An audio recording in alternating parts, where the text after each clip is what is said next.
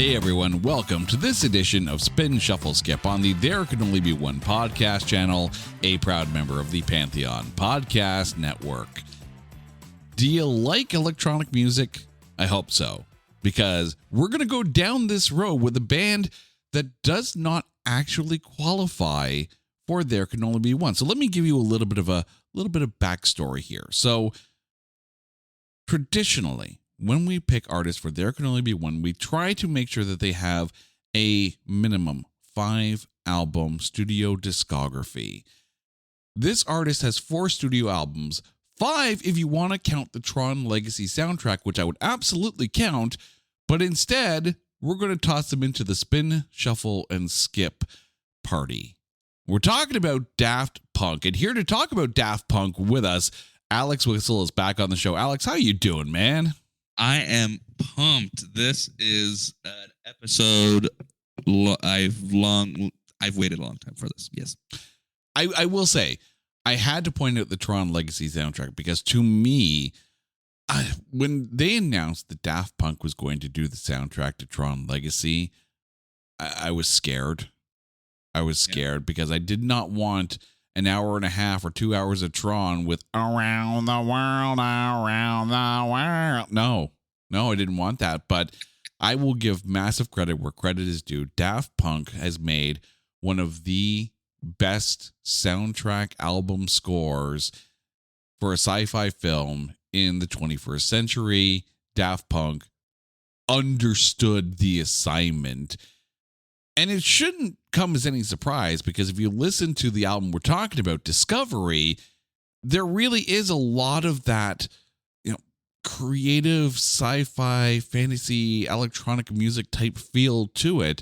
So, of the Daft Punk discography, why Discovery? Honestly, their first album was just so experimental that it's hard to kind of see variety for the first album. Discovery being the second, they learned a lot from making the first one, and they went more into a disco dancey sort of vibe for this album, which was a little bit more consistent and thought out. And then for the third album was very much more dark and emo and rock. And then the fourth album was a collaborative piece with all of their inspirations, basically making a live studio album as opposed to a sample-based drum machine synthesizer type of album. So with that, and also just it's the most popular album of their discography, just the amount of recognition it has within the music community in general, and its giant following. It was a no-brainer move for me to pick this one. Yeah, see, this is going to be interesting for me because I don't know, dear listeners, if you know, but I might be a bit of a rock guy. I might like my guitars, and there's a little guitar work on here, or what I can only assume is synthesizer guitar. But you know what? I'm up for a challenge. I'm up for a little bit of discovery on my own. Yeah, you see what I did there? So here's what we're going to do. We are going to take Daft Punk's Discovery and pick 3 songs each: a spin, a shuffle, and a skip. The spin is the song that the minute this disc is in, you hit play. The shuffle pick is if you have the CD in discovery mode, you're fine with it coming on. And the skip doesn't necessarily mean that the song is bad. It just means that it might be the last one that you put on because everything else is more to your taste, and that's okay. But let's get into the meat of this album here. It was released March 12th, 2001, peaked at number 23 on the Billboard 200, but it hit number 1 in Belgium and on the Australian dance album charts. It is triple platinum in France, double platinum in the UK, and platinum in Belgium, Denmark, and Japan. There were 6 singles off of this album. One More Time hit number 1 in France and number 61 on the Billboard 100.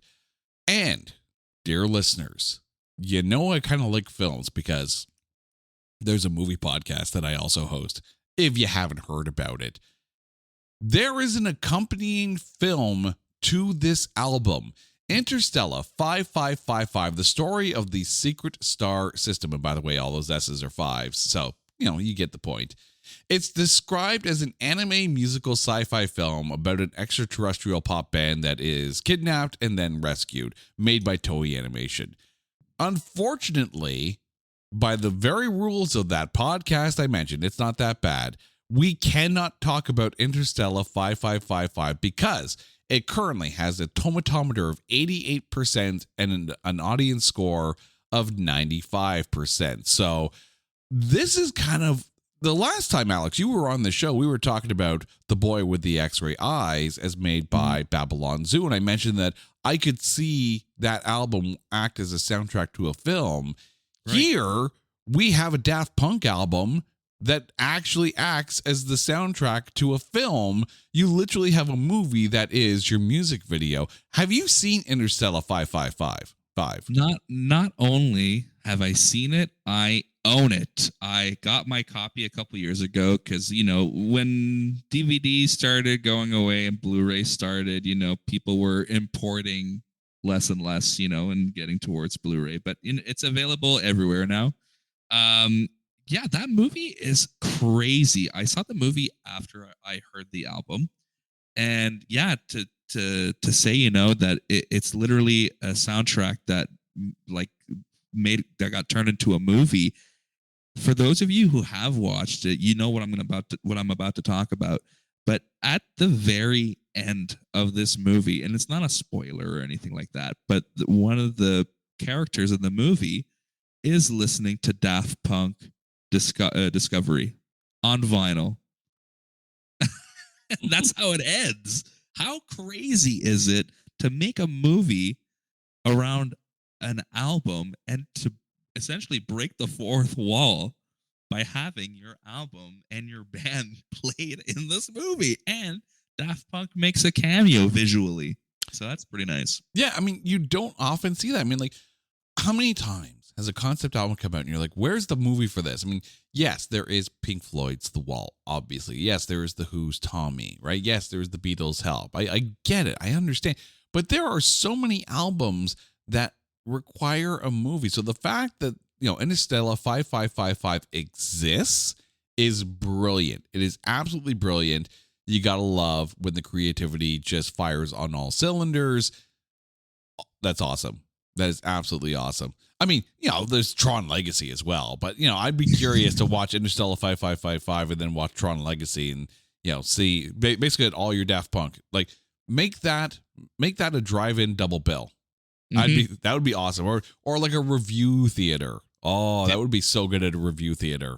Daft Punk night at the review theater. Play both films. Get your popcorn. All right. So Alex, your spin pick from Daft Punk's Discovery. My spin track is Face to Face, and it's largely because of my own personal connection to the song, being that it's a heavily sampled bass song. Like the entire song itself is built on 20 tracks that were sampled, and then they played a synth bass on there and they recorded their original vocals. But every sound, every instrument played, every aspect of this song has been sampled. Is a sample, I mean. You have to love the production value that went into this album. Like being a rock guy, when I approach an album, like I approach it as a rock guy, lay down the rhythm tracks, lay down the drums, lay down the bass, and then lay in the guitar, and then put your vocals in, and then put your harmonies in. Like I can't even begin to imagine where an album like this would start. So even though I may not be able to wrap my head around some of the songs, I can appreciate the amount of work and thought process that goes into an album like this. And, game recognizes game like that. It's freaking awesome what they put into it. For me, when it came to my spin pick, and there were a few instrumentals on here that really got my interest peaked, because anytime I listen to an instrumental, my mind travels immediately to what would I put on this? And keep in mind, I have not watched Interstellar 5555. So I'm not even like basically pre-picturing that movie as my visuals. I'm like, what kind of project could I use this in, right? Because I do a lot of video editing work. So what kind of project could I use this in? Voyager was the one that really piqued my interest. You know, it's got a good groove, it's got a good bounce to it. Like, this is literally like, when it comes to production music, right? And there is some good production music out there. Like, don't just sit there and say stock music, because that has a negative connotation to it. But production music can be really, really good. Voyager feels like the literal multi-purpose. It would work for everything. You could hear it in corporate work. You could hear it in an arena. You could hear it on TV. Like, honestly, Voyager is probably the most widely accessible instrumental on this album.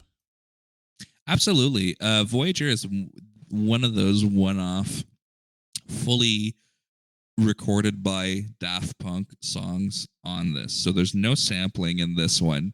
So to know that, this came from them, like it's their heart and soul into this song, makes that song even better for me. Um, just a little backstory for anybody who isn't fully aware of like the capabilities of Daft Punk. You have one of them who is classically trained on the piano and the other one who is a bass player. And together, with their long line of music knowledge, has been able to create, all of these amazing songs. And it goes further back from, the mid 90s all the way up to now. Like, how many people are still, quoting Get Lucky? you know? It's funny you mentioned that. Like, Get Lucky is one of the songs, and I've played Get Lucky live, and it goes over really well if you have like the full band. Like, if you got like keyboards and the whole works, then Get Lucky goes really well. I have heard the rock version of Get Lucky as recorded by Hailstorm on one of their reanimated CDs. Ooh, that's a good version too. But Get Lucky ain't on this album. But No. knowing that Voyager is one of those songs that was actually recorded by them, like without any sampling and all that, like maybe that's why it connected with me a bit more, because it does have a bit more of a rawer feel than some of the other produced songs. Yeah, definitely more human aspect for an album made essentially by robots. So, You're not wrong. This is basically what the AI takeover soundtrack would sound like, basically. Yeah. When Cyberdyne Systems comes to take over the world, they're playing Daft Punk. Yes. All right, my shuffle pick. I ended up going with Digital Love, because there are parts of this song, and really especially in the breakdown, as I'm listening to this, I'm like, this feels like Supertramp. Yeah. And if you know Supertramp, like, there is some phenomenal stuff in that discography. And I know one day somewhere down the road, I'm going to go down that Supertramp discography and deep dive into that one.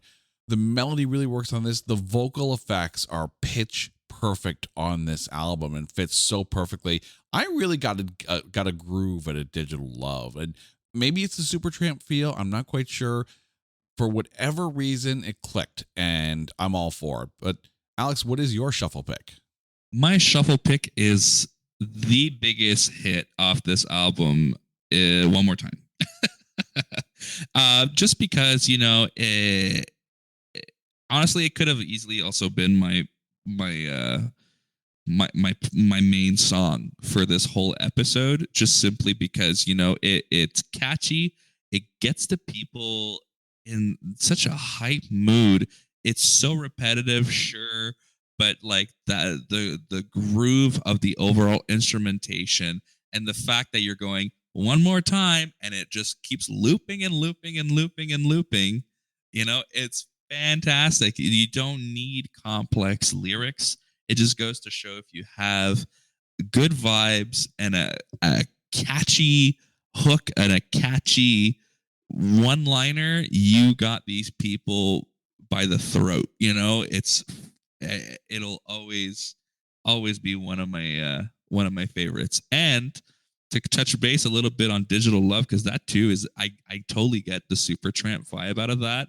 That too, with the exception of the main riff, is completely man-made, and the vocals on that are actually by one of the Daft Punk members. So Clearly the ones that they recorded themselves are the ones that are hitting with me.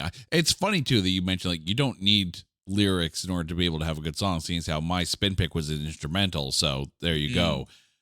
But I have to disappoint you because my skip pick is One More Time, because it is repetitive, because it's one of those. I don't know what it is.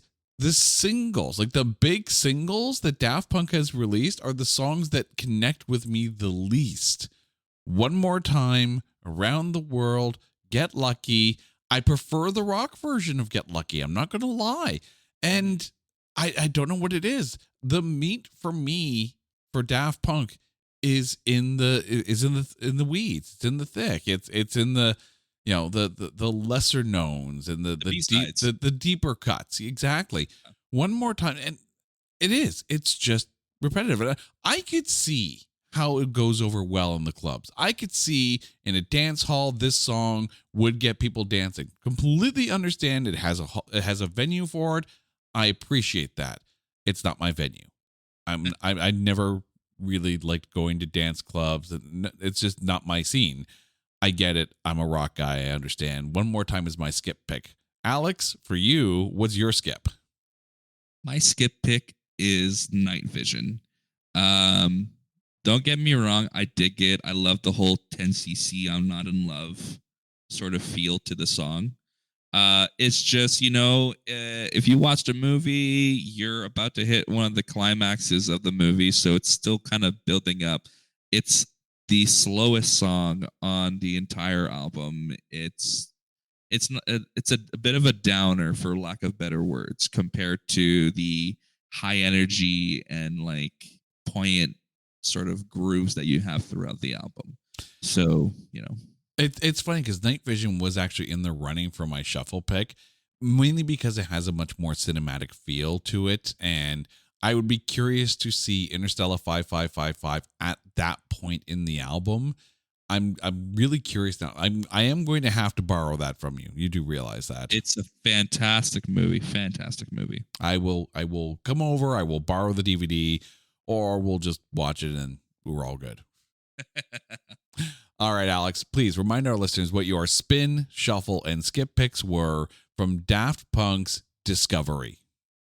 So my songs in that order are Face to Face, One More Time, and Night Vision. All right. And my spin pick was Voyager. My shuffle pick was Digital Love. And my skip pick was One More Time. Alex, thank you so much for getting us going down the Daft Punk road. Now, please remind our listeners where they can find you out there on the interwebs and what you're up to. I am currently not up to too much, other than getting in trouble. No, I'm kidding. I'm a good boy. Where you can find me. Why you gotta lie like that? You gonna lie to our listeners? No. Where you can find me is on YouTube at AC Official Music Page and on Instagram at Photographs by AC. All right. Dear listeners, thank you so much for this. Now, you guys know the drill. If there is an album that you want us to cover on Spin Shuffle Skip or an artist you want us to cover on There Can Only Be One, hit us up on social media at OnlyOneCast or go to our website at notthatbadcast.com. And while you're there, make sure you check out all of our other shows, including It's Not That Bad, Keep Watch Pass, and Grading on a Curve. Until next time, he's Alex, I'm Jay. You guys are awesome. This is Spin Shuffle Skip on the There Can Only Be One podcast channel, a proud member of the Pantheon Podcast Network. Take care.